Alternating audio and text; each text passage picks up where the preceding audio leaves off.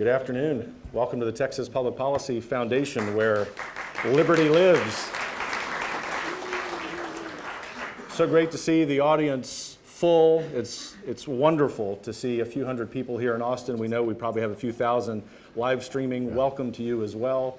It is a great day to be alive in Austin, Texas. So if you're not here in Austin, sorry about that, but for those of you who are, we're very grateful that you're here. You're in for a treat today. So momentarily, we will hear from Jonah Goldberg, one of the most important voices in the conservative and free market movement. And then we'll have some time for you to ask some questions. And along the way, I'm sure that you will be motivated, inspired, maybe even challenged. Having just finished reading Jonah's book, Suicide of the West, I can tell you, and I'm not just saying this because he's in the building, it is a must read. So be sure that you get a copy, get it signed, and come back to more events like this at the Texas Public Policy Foundation so we can talk about it. So it is my privilege to introduce Lindsay Craig, who's president of the National Review Institute. Lindsay has been at the Institute, which was founded in 1991, for some time, and of course the Institute exists to complement the efforts of the magazine and promote the ideals of a free society, which William Buckley championed. Prior to joining NRI in August of 2013, Lindsay spent 16 years at the Manhattan Institute of Policy Research.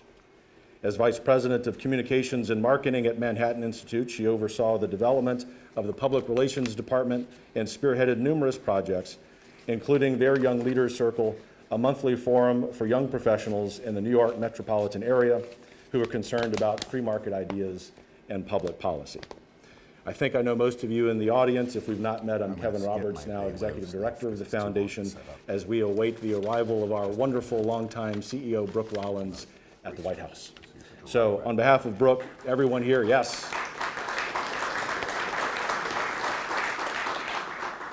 On behalf of Brooke, our entire board, all of you who are supporters of the Foundation, thanks again for being here. Lindsay. All right, thank you.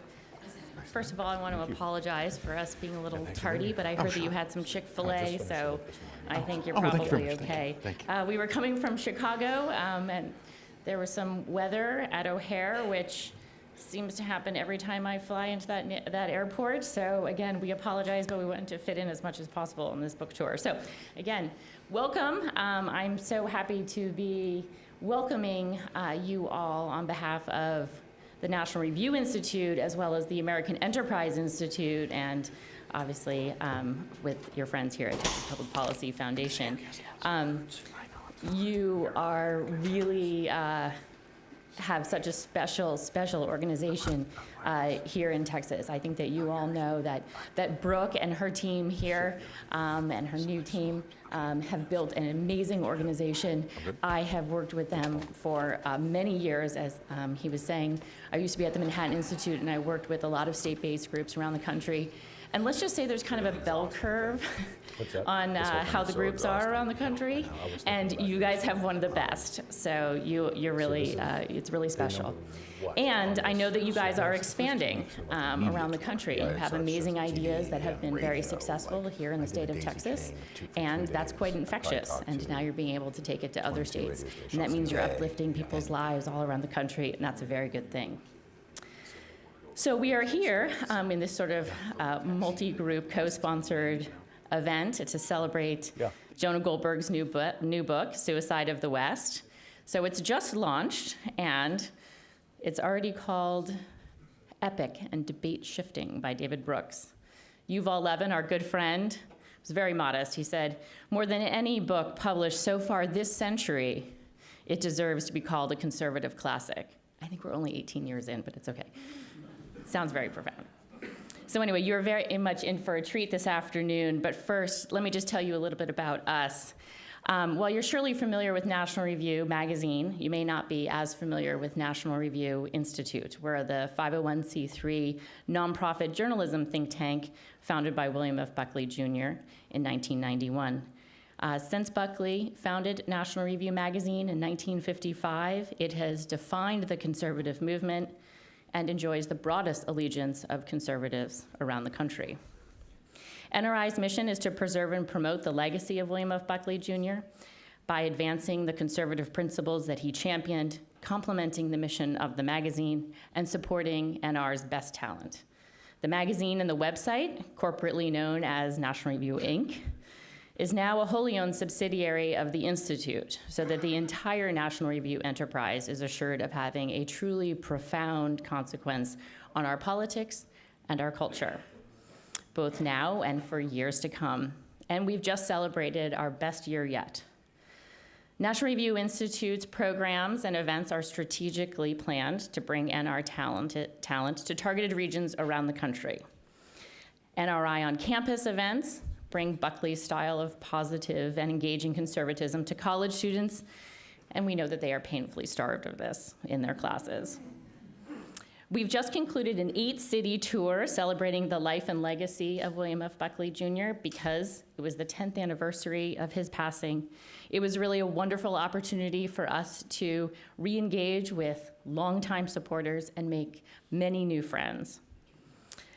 Our regional partnership program hosts events like this one to connect NRI supporters, NR subscribers, and nationalreview.com readers to like-minded state and regional organizations close to their home.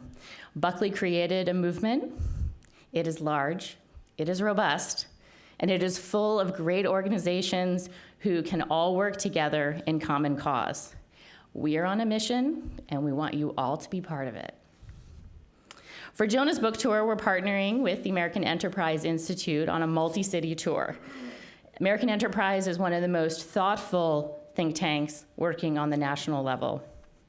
Supporters of each of our organizations, and here in Texas, the same thing, can meet each other.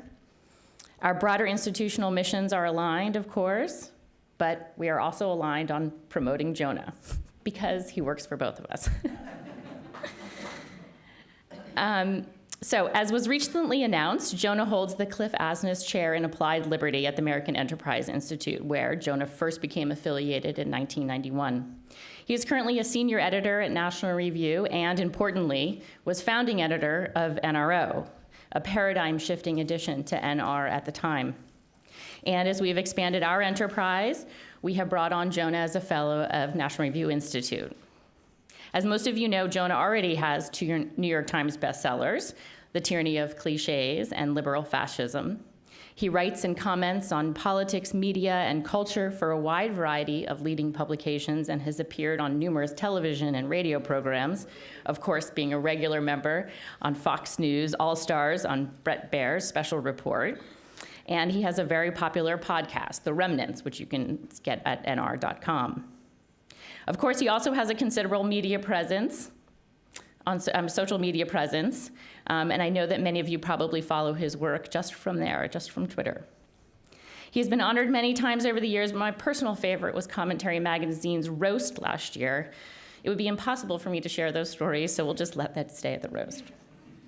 So while doing all that he does to advance the cause of liberty or make us laugh with movie references or updates on his dogs, Jonah has found time to write this very thoughtful new book, The Suicide of the West: How the Rebirth of Tribalism, Populism, Nationalism, and Identity Politics is Destroying American Democracy.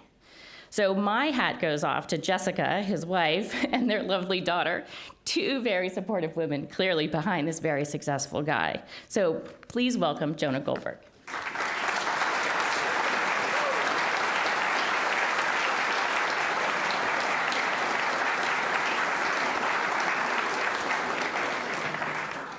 Kind of a Sic Semper Tyrannis kind of balcony up there. It makes me a little nervous. First of all, I want to thank everybody for coming out. I'm sorry, I'm a little haggard. I actually just realized 2 seconds ago I did plan on wearing a tie, but we just basically jumped in a cab and came here. And it was very nice of Lindsay to have that cover story about how the flight was delayed, but the truth is I woke up in a strange motel room covered in blood that wasn't my own again. And so I'm a little jangly. Anyway, it's a fantastic crowd. The fake news media will never report how huge this crowd is. And I only have 20 minutes because then we're going to do a conversation, then we're going to do Q&A, so I'm actually not going to do anything truly prepared on this, and I should have most of this down by now. So as Henry VIII said to each of his wives, "I won't keep you long."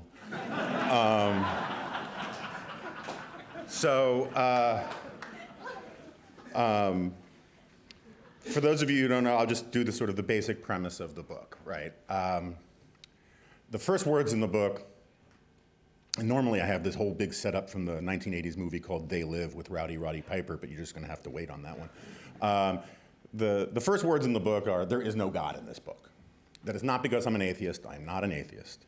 But one of the things I am trying to do is actually persuade people who disagree with me. And which I think is something that certainly TPPF believes in, that is sort of what I believe is actually what politics is supposed to be about, going back to Aristotle, is the idea that goes straight through the Enlightenment that says you can use logic and reason and facts to persuade people that their interests are better served in your coalition than the one they're currently in. And I think one of the reasons why politics has gotten a little off the rails on both the left and the right in certain quarters is this obsession with purity, where, and it's not that I'm to the right of a lot of people, even a lot of people in this room. It's not, I haven't gone John Kasich on you, don't worry. But in politics, the problem with purity is that it, by definition, constricts your coalition rather than expands it. If you say, you have to be, I'm 110% conservative, and anybody who disagrees with me is a rhino squish, what you're basically doing is saying only, we fellow Spartans are the real people, and you're not bringing people in, you're kind of pushing people away. And so the reason why I say there's no God in this book at the beginning is that appeals to God are an appeal to authority. Sort of like the Hebrew national, the highest authority. But the problem is that appeals to authority is a logical fallacy if you don't agree with the authority in advance. Siblings, brothers and sisters, brothers and brothers, whatever, they can say to each other, we have to do this because Dad says so. And that's very persuasive, or in my family, because Mom says so. But anyway, but that's not very persuasive to a stranger, because it's not their dad. Same thing with appeals to God. And so part of the reason why I say there's no God in this book is I'm working on basically progressive, liberal, secular terms to make my case. So what's my case? In short, I use this sort of thought experiment. Imagine you're an alien from another planet. And I don't mean like Dennis Kucinich, but like a real alien, right? And imagine you're an alien from another planet, and you've been assigned the task of monitoring the progress of this weird species of animal called Homo sapiens. And you were assigned this task, in the book I say 250,000 years ago, because that's like the lowball estimate about when we split off from the Neanderthals.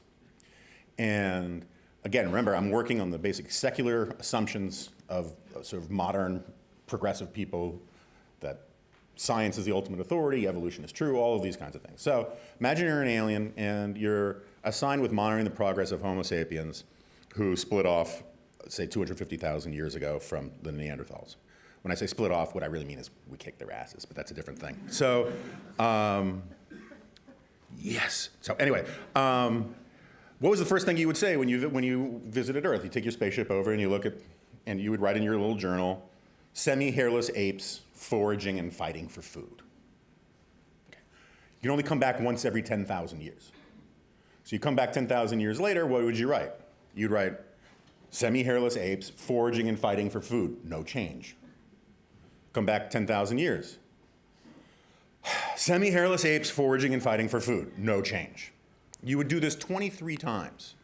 And basically, except for some interesting things about migration patterns and whatnot, as the human population spread out to different places, you basically would find no significant changes. On your 24th visit, according to the archaeological record, you would find some amazing things. You'd find the first city-states. You would find some stone and metal tool making. You'd find, for the first time in human history, these things called homes. Because for most of our existence on Earth, we were nomadic. And then all of a sudden, we figured out how to make these things called homes. And we lived in them year-round. And we can only do that because of agriculture, which is this big thing that we discovered, right? So you're like, whoa, big stuff. Pages in your journal. You come back in 10,000 years, can't wait to see what happened. And the funny thing is that your spaceship would probably be picked up by NORAD, and you probably get here just in time to see like Miley Cyrus twerking at the Super Bowl.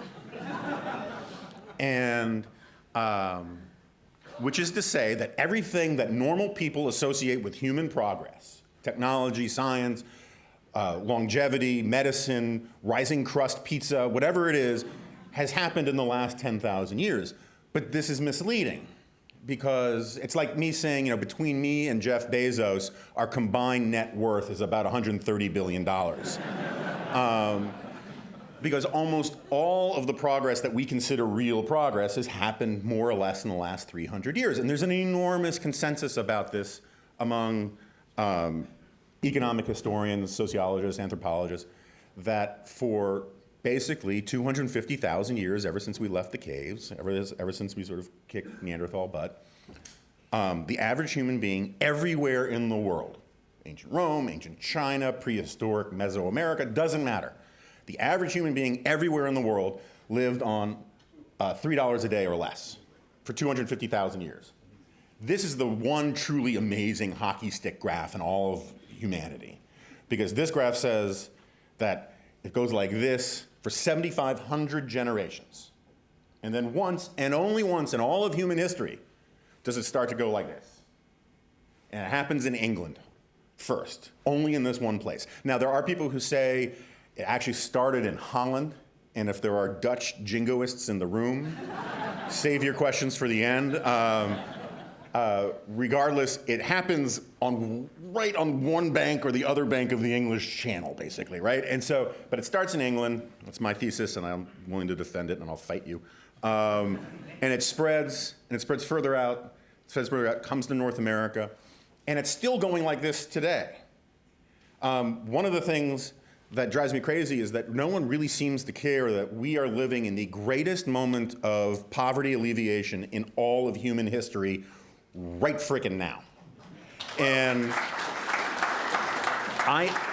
we have hundreds of millions of people who are being lifted out of extreme poverty. It is possible, if the trend lines continue, by 2030, which is not very far away, extreme poverty, which is defined as living on like $1 or $2 a day, something like that, could just simply be eradicated from the planet, which is amazing considering the population has grown so much. And it's not happening because of UN programs. And which is not to say, like, I always get a laugh about that, but I mean, there's some UN programs that do good things. I'm not trying to say that they're all just sort of terrible. And I should, full disclosure, my wife currently basically works for the UN. She works as Nikki Haley's chief speechwriter, and which is never awkward in any way. But what did it was this thing that I call the miracle, which is this thing that happens 300, give or take, years ago in England. And it happens, one of the reasons why I call it the miracle is no one knows why it happened. I don't say it's because it's divine. I have no argument with people who want to say it's divine. That's fine. But my point is, it's a miracle because it's inexplicable. There's a huge consensus about how poverty is the natural condition of mankind, right? When people ask, why is there poverty? It is a profoundly, metaphysically idiotic question. Because we know why there's poverty, right? To ask why is there poverty, it's sort of like you're too dumb to be a spell checker at an M&M factory. The reason why there is poverty is because poverty is the factory preset of the human condition. As a species and as individuals, we are all born naked, penniless, and ignorant. Everybody in this room is descended from poor people. Most of you, 1 or 2 generations, according to the statistics. Maybe there's like a stray Rothschild in the back who can go 8 generations or something like that. But poverty is what we are all descended from. Poverty is what we are all as individuals born into. The only interesting question is, why is there wealth? And there's only one answer, and it's this thing, this miracle. So what is the miracle? I say it derives from this thing called the Lockean Revolution, named after John Locke, but it's not, John Locke doesn't get credit for it. John Locke isn't the creator of it. John Locke is a symbol of it. He represents this weird idea that bubbles up out of nowhere. Or I shouldn't say out of nowhere, but because it has deep roots in Christianity and in Judaism, and there are all sorts of reasons for why it came about. But it bubbles up by accident in the sense that no one planned on this thing creating liberal democratic capitalism. If you want to buy into the Max Weber argument that the Protestant work ethic created capitalism, there's a lot of merit to it. Ultimately, I think it's wrong, but I think there's a lot of merit to it. But it doesn't take anything away from my position, which is to say this miracle was still an accident. Because no one said back then to the Puritans and the Calvinists and whatnot, hey, if you do these things, you'll get rich. They said, hey, if you act in these ways, it is more likely that you're one of the guys who's going to get into heaven. And so people started changing their behavior for a theological and cultural reason, not an economic reason. It just turns out that if you save money, if you're honest, if you honor contracts, if you deal properly, if you act as if God is watching you all the time, you kind of have an advantage over the slobs around you. And so the Protestant work ethic lent itself to getting wealthy, but it wasn't to get wealthy. So it's still an accident. And so we sort of stumbled into this thing. And so the Lockean Revolution has a lot of components to it. I keep trying to come up with a sort of a pithy summary of it. You know, it's sort of like, and that's why one of the reasons why I just call it the miracle. Sometimes I sort of want to do a Jerry Maguire thing and call it the Quan. But the gist of it is that it's this idea that our rights come from God, not from government, that we are citizens, not subjects, that the government belongs to us, we don't belong to it, that the fruits of our labors belong to us first and anybody else second, right? It's this idea that the individual is sovereign, that we are captains of ourselves. It is also the idea that innovation in and of itself is a good thing, which, as Deirdre McCloskey has demonstrated over several books now, is this amazingly radical thing in human history, and is probably the single thing that gets the most credit for the creation of the miracle. For almost all of human history, and almost every advanced civilization, or what we would consider advanced civilization, innovation was seen as a threat, as a danger. In Western Europe, it was a sin, the sin of curitas, doubting or questioning the established order. And then for weird, socially organic, ground-up reasons, that started to change. And all of a sudden, people thought that it was this weird bourgeois idea that said, no, innovation is good, that building a better mousetrap deserves to get rewarded in the marketplace, and these are these ideas that sort of bubble up in English culture and make the miracle possible. Now, I know I'm running along, so I'm just going to wrap it up here so we can do the Q&A part. A big part of my argument is that the miracle is like the story of the goose that lays the golden egg. There are a bunch of different versions of the goose that lays the golden egg. The two most famous ones that come into the West, not the Aesop one, but Aesop one works fine too, is that, in one version you have this couple, these cottagers, who a goose comes in to their house and starts laying golden eggs. And in 14th century dollars, golden eggs pretty valuable, right? And in the other version, so in that version, these people use their reason, their intellect, right? They're sort of Paul Krugman-like omniscience. And they deduce, well, if it's squeezing out a golden egg once every day, there must be a giant lump of gold inside of it. Let's cut it open, right? And so they kill it. In the other version, it's this guy who gets really angry. He asks the goose to give him 2 golden eggs a day. And the goose politely says, I can't do that. I'm sorry, sir, I can only give you 1 golden egg a day. And the guy gets so angry at it, he strangles it, right? Now, the normal moral, the way this is normally taught, is that this is a story of greed. And that's fine. I don't have no problem calling it greed. But it's also a story of something else. It's a story of ingratitude, right? It is the story that here is this miracle that basically you didn't plan on, that stumbles into your life, that has made you prosperous in ways you never could have dreamed or felt entitled to.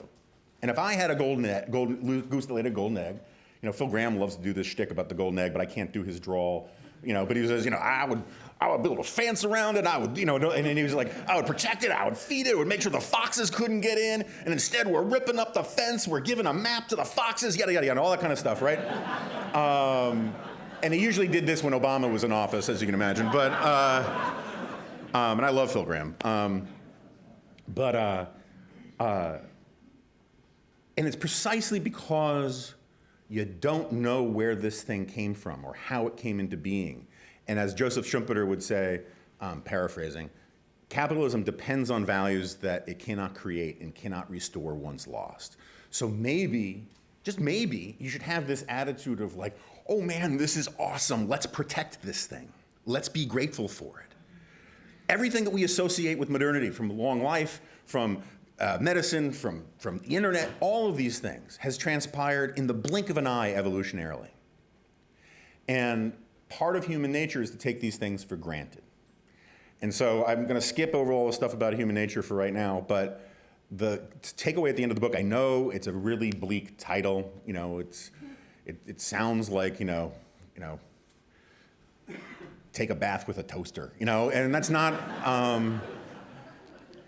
not what I'm trying to get at. The reason the original title of the book was supposed to be for a long time, The Tribe of Liberty. Because what I want to do is convince people to get that tribal attachment that started in England to these cultural things that are just so quirky and weird about the English tradition that created all of this. But we changed it to Suicidal West for a bunch of different reasons. But one of them, I didn't call it the death of the West or the decline of the West. Because suicide's a choice. And we're choosing as a society to do all sorts of things. We're teaching children the opposite of gratitude, which is entitlement and resentment. We're teaching the American people from the commanding heights of our culture, from Hollywood, from the universities, from journalism, that the story of America is simply a story of villainy and oppression, and that there's no good side to it. And I very much want to teach the bad parts of American history, because we need to know those things. I don't want to go sort of Orwellian on our history. But the reason why I want to teach a lot of these things is that, take slavery, for example. I understand why slavery is such a blot on American history. I understand why people can't get it out of their, why it occupies such headspace for so many people. Because, aside from the evil, it was so staggeringly hypocritical for a country founded on the proposition that all men are created equal and that our rights come from God, that we would have this institution. But the interesting thing about slavery in the American experience and the Western experience isn't that we had it. Every civilization since the agricultural revolution had slavery. What's interesting about the West, and particularly in America, is we went to such lengths to get rid of it. And the reason we did so is because of these ideas that are inherent in our fabric and our civilization that cannot live with that kind of contradiction among ourselves. So I want to teach these things about our past, but I want to teach them to talk about how we overcame them. Not to say that they are a permanent black mark on us and that we can never escape them. But that's how these things are taught. We're taught to resent our own past. We're taught to resent our own story. We're taught to retreat into identity politics and all of these sorts of things. And so at the end, I have a fairly impassioned case for why we need to have gratitude. Because this is it. This is the best system. It's the only system that has ever peacefully, cooperatively improved the plight of humanity in 250,000 years. And it seems to me that you don't want to kill that goose, you want to protect it. So anyway, thank you all very much.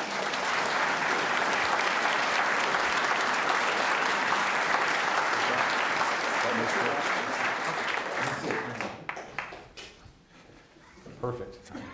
Thanks again, Joan. Another round of applause for a job well done. Thank you. Now the hard part. Uh-oh. Questions from the audience. Okay. But we'll get there in just a minute. So I thought, having just read the book, I did do my homework, Professor.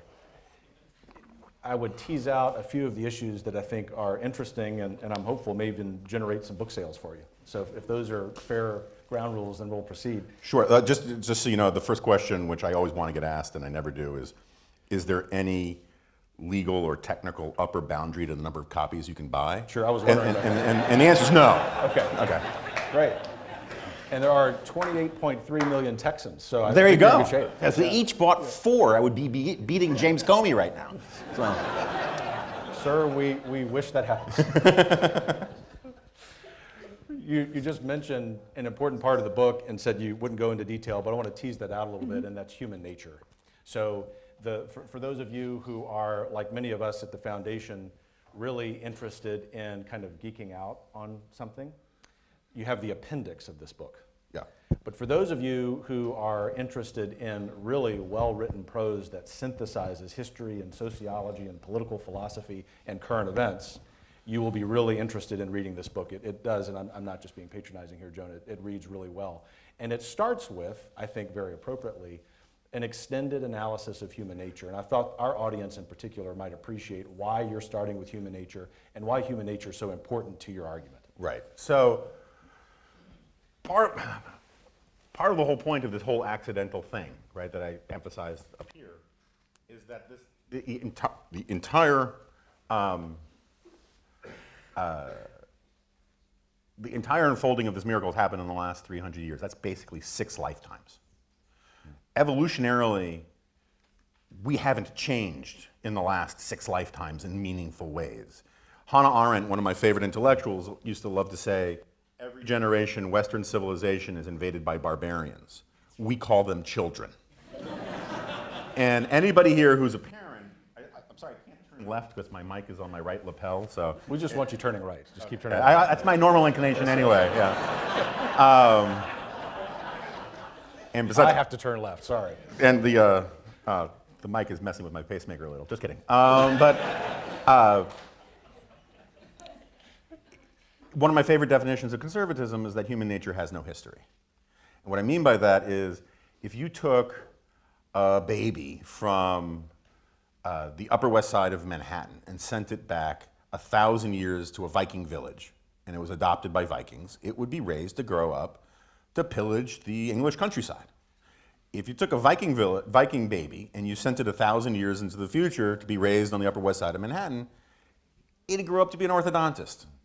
And so anybody who's been a parent knows that babies come with an enormous amount of preloaded software, right? I mean, anyone who still believes that tabula rasa is a thing after having kids probably shouldn't have kids.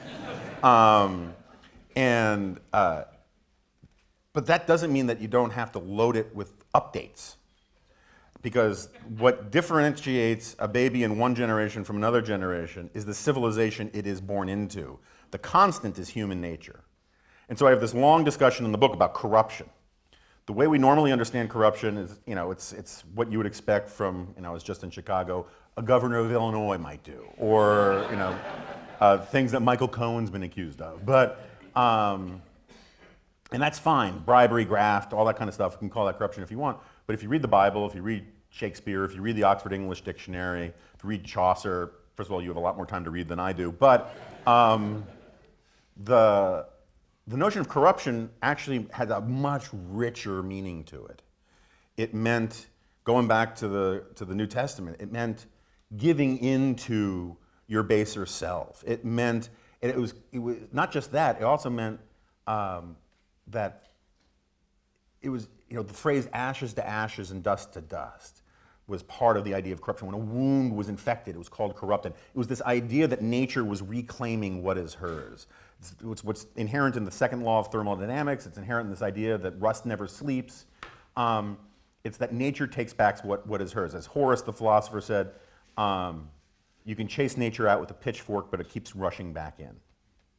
And so the corruption that I'm talking about is the way human nature reasserts itself into modernity. Because the part I left out in my opening remarks was, all of this is unnatural in evolutionary terms. Democracy is unnatural. Capitalism is unnatural. Freedom, individual liberty, property rights, these things are unnatural. If they were natural, they would have showed up in the historical record a little earlier than 250,000 years after we sort of split off. They're inventions. And anything that is invented by man, nature wants to reclaim, whether it's a house, a shack in the woods. And so the things that are eating away at our civilization, that always eat away at civilizations, is the reassertion of human nature.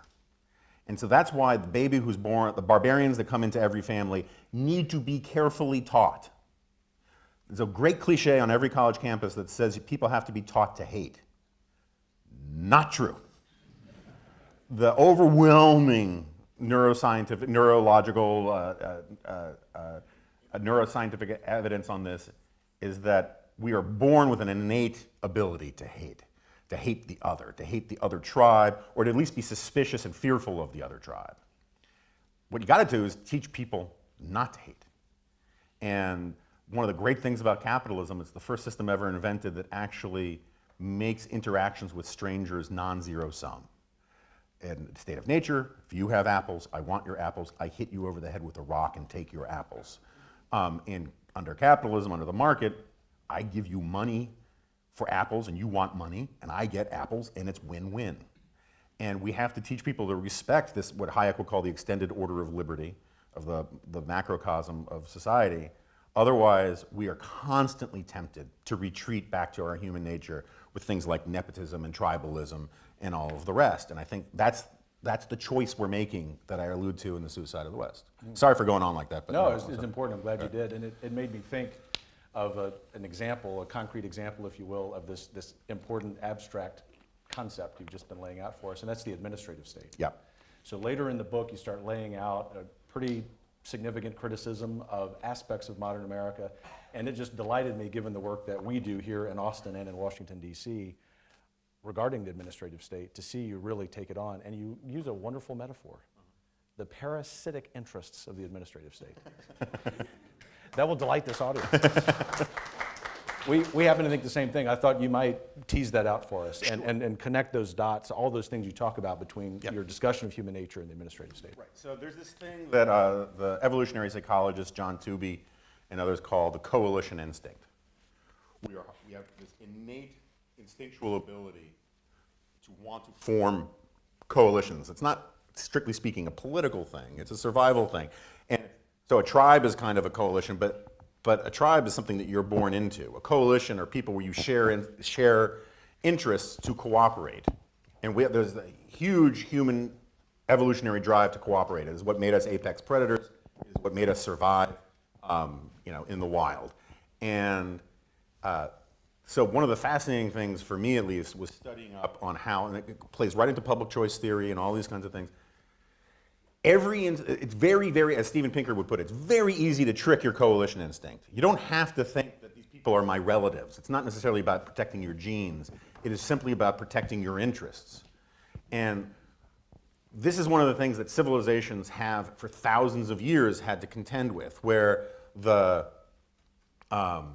whether it was the Janissaries in the Ottoman Empire, or whether it was the eunuch bureaucrats in China, or was the problem of nepotism, which is a word we get from the Catholic Church, where you wait long enough and people get their own, they start defining their self-interests and circling the wagons. This is where aristocracies come from.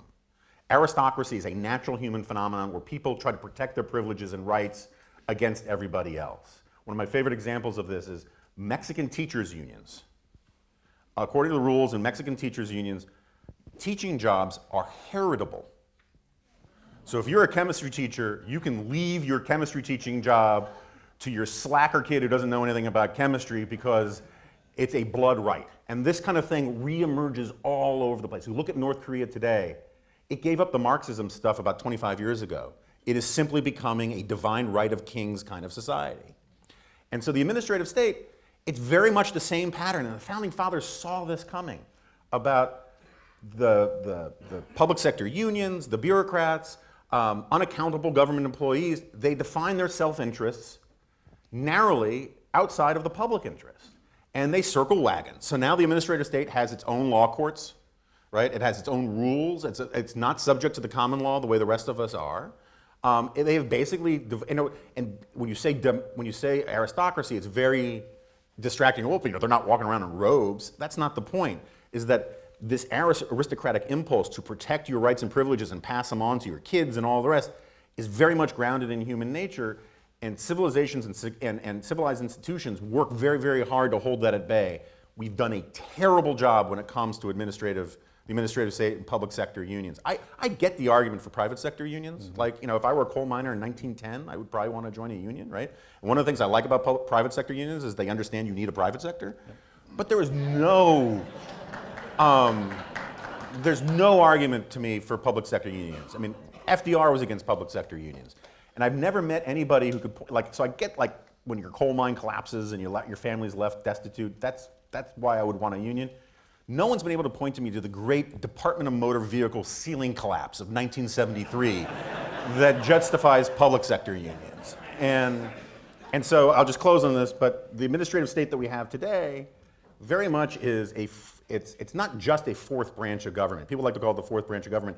That's misleading because there's nothing inherently that says we have to have 3 branches. We can have 4 branches, but they all have to be democratically accountable. They all have to behave by the same rules. It's really a kind of shadow government. It's a government within the government. It's the regulatory state, and it is a serious threat to democracy in the sense that it is totally democratically unaccountable. And if you listen to Philip Hamburger, who's one of the great legal theorists of our age, who teaches at Columbia, he thinks it's fundamentally against the law, but it exists anyway. Sure.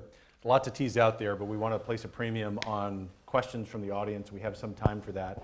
So, ground rules are, these are now called the Roberts Rules for asking questions at TPPF. Make your comment in the form of a short question. And if you've been to events over the last couple of years, you know that we police that, literally. So please do that. We welcome, all kidding aside, we do welcome your questions, but we want to get to as many as possible. So with that, there will be a microphone that comes around. Clint, you have that microphone. And sir, standing up. Wait for the microphone, though. It's coming your way. The floor is yours. Thanks. Jonah, great to finally see you. You and I have been corresponding for 20 years, since it was you, me, the couch, and one other guy at National Review Online. I am completely buying the first half of your thesis. The brand new thing that happens, the miracle 300 years ago in England. Yeah. You say it's inexplicable, although there are a number of different theories out there.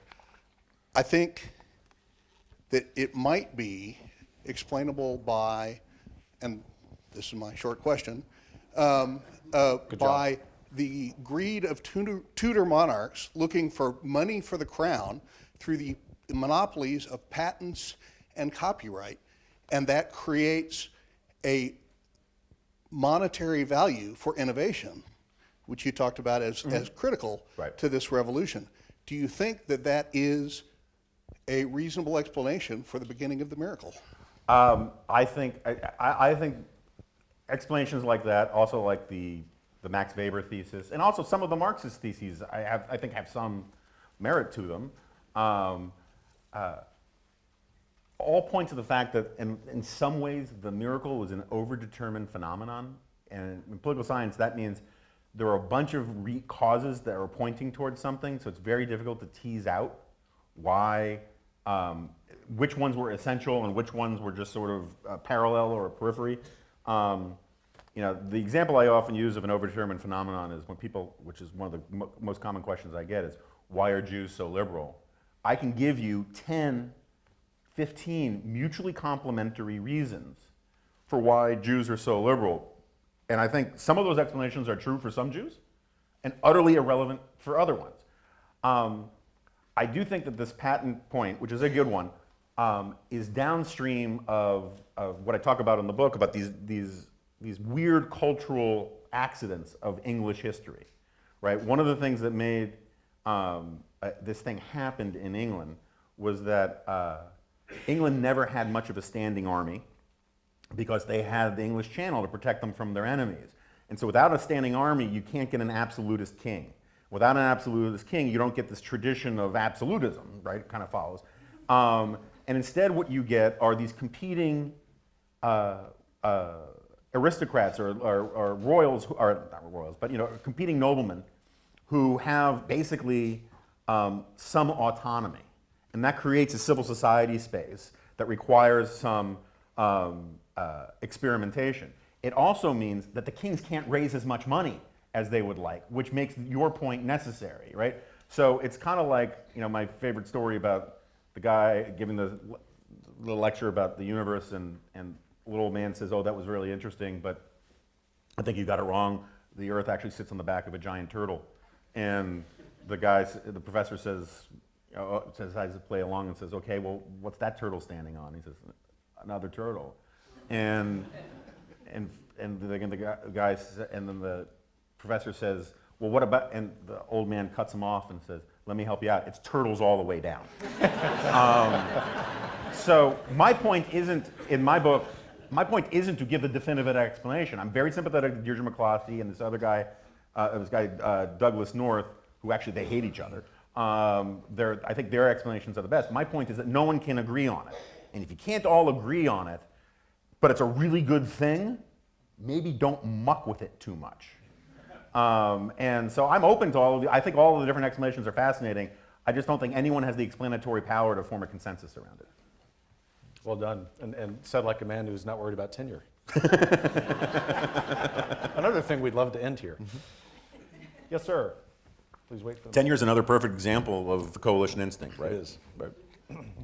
I have, my model of the world was greatly influenced by reading a book called Explaining Postmodernism by Stephen Hicks, where he says there's the old regime, there's modernity, and then there's postmodernist. And postmodernists are people who reject reason and science and progress and just want to go into identity politics and tribalism. When you started saying you pitched your book essentially to what I interpreted as postmodernists who reject reason, and you said, I want to reason with them, I thought, how is that going to work? And I just wondered if you are familiar with his work and about how postmodernists really interact. They reject reason in discussion. How do you persuade them? Yeah, so I think the first point is that while I do want to persuade people who disagree with me and all the rest, I don't have really high hopes that the English department at Brown is going to come around, right? And so the people who actually know what postmodernism is and call themselves postmodernists, first of all, need to be beaten about the head and neck with a semi-frozen flounder, but that's a different thing.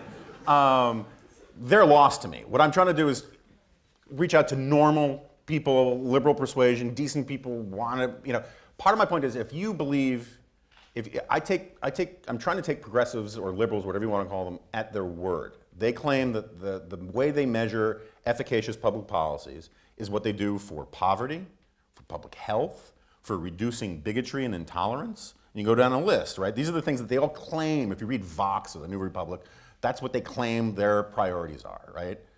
And with the exception of inequality, which is a little tougher issue, there is no system in all of human history that fixes those problems better than liberal democratic capitalism. I mean, you can have arguments about this much government or this much government, but if you kill the goose, you lose all that kind of stuff. It is absolutely true that in a state of nature there was much more equality because we were all equally poor.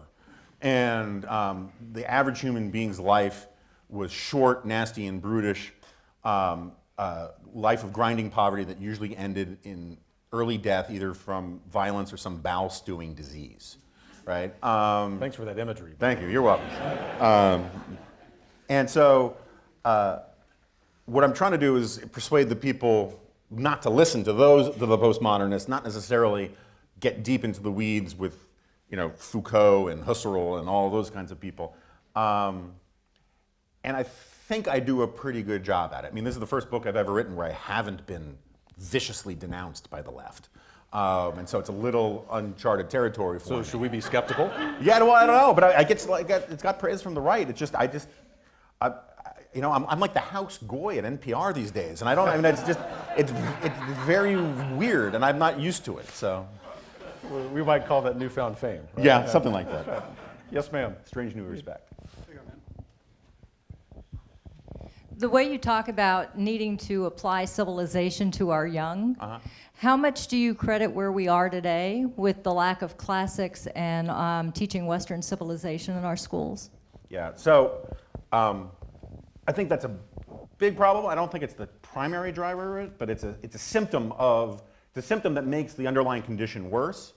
Part of my argument, getting back to the postmodern thing, part of my argument is that Romanticism, which is born basically at the dawn of the Enlightenment with Rousseau and all these guys, never went away. We just don't call it Romanticism anymore. It takes new names like postmodernism and whatnot, and it's basically this argument that your personal authenticity, that your gut is the ultimate arbiter of truth, and that perspective, not some abstract or objective metric, but just your personal sense of things, is your personal truth is the only truth, right?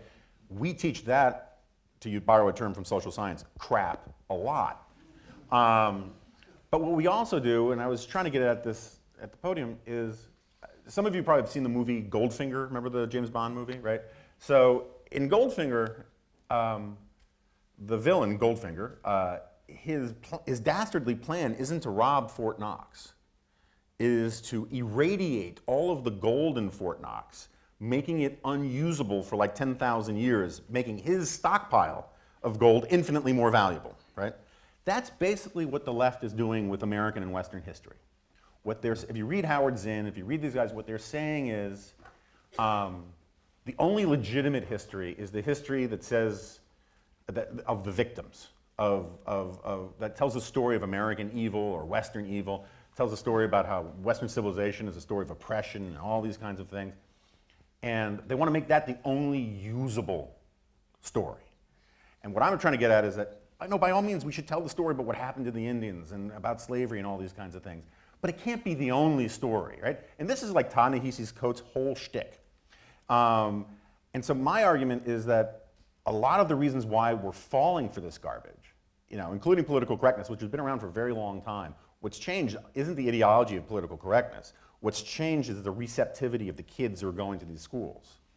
And part of this has to do with how elites are raising their kids, and part of it has to do with how everybody else is having a real hard time raising kids at all. The state of the family is in really bad shape. And so as I was trying to say, we're born with this coalition instinct, we're born to live in a tribal sort of, with tribal programming.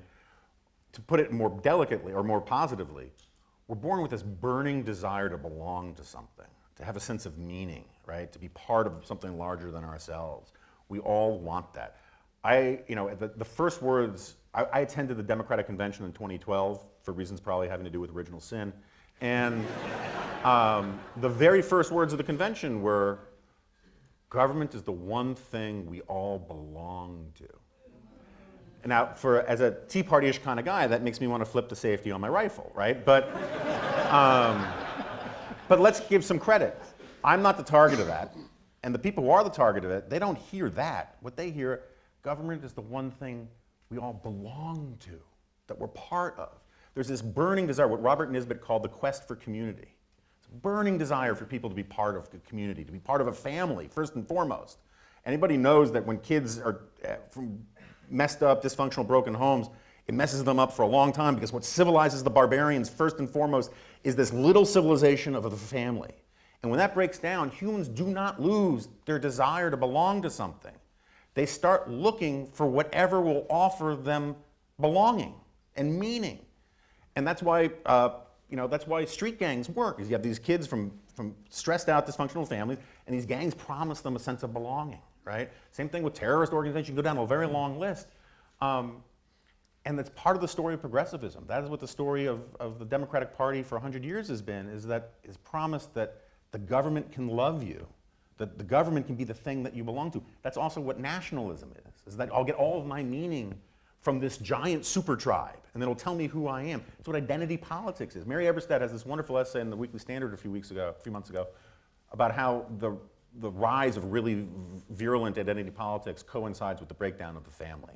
Because you get these kids who come out and they don't have a sense of healthy attachments to things, and so they attach themselves to these abstract categories.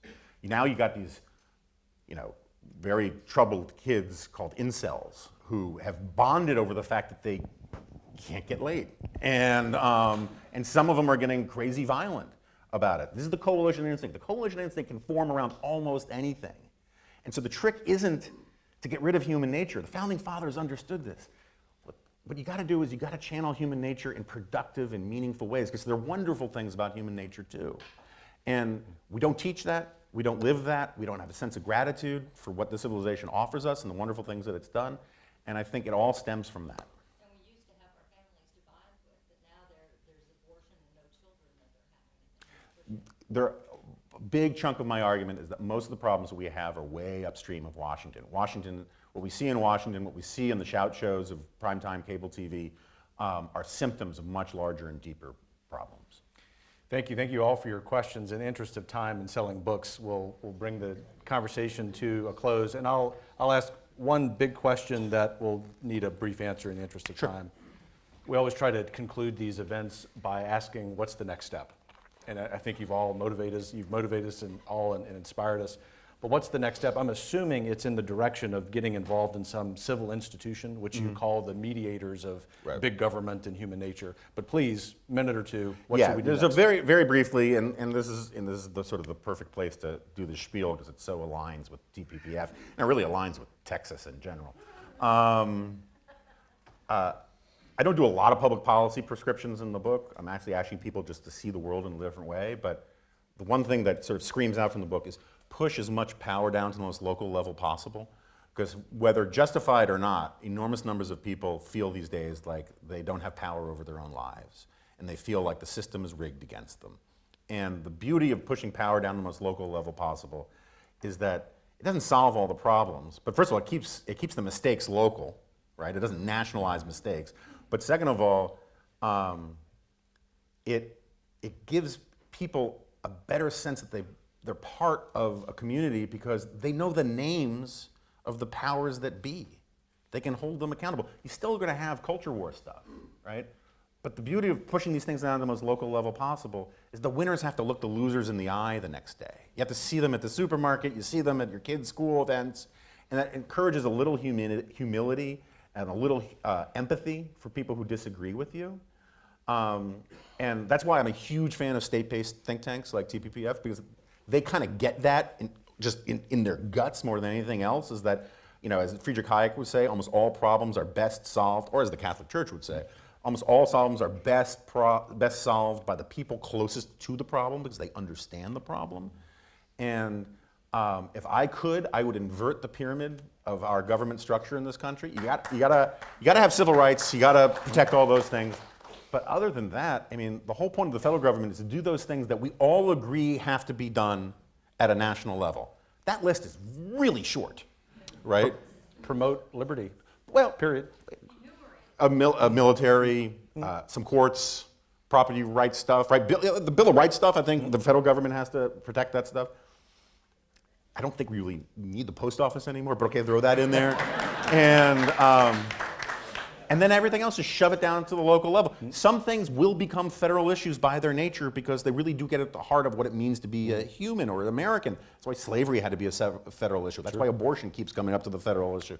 But push everything else down to the most local level possible, because at the very minimum, and this is what I always try to tell liberal college kids, if you do that, it will, at the very minimum, make this country a much more interesting place to drive across. Very well said. Jonah, has anyone ever told you you'd make a great Texan?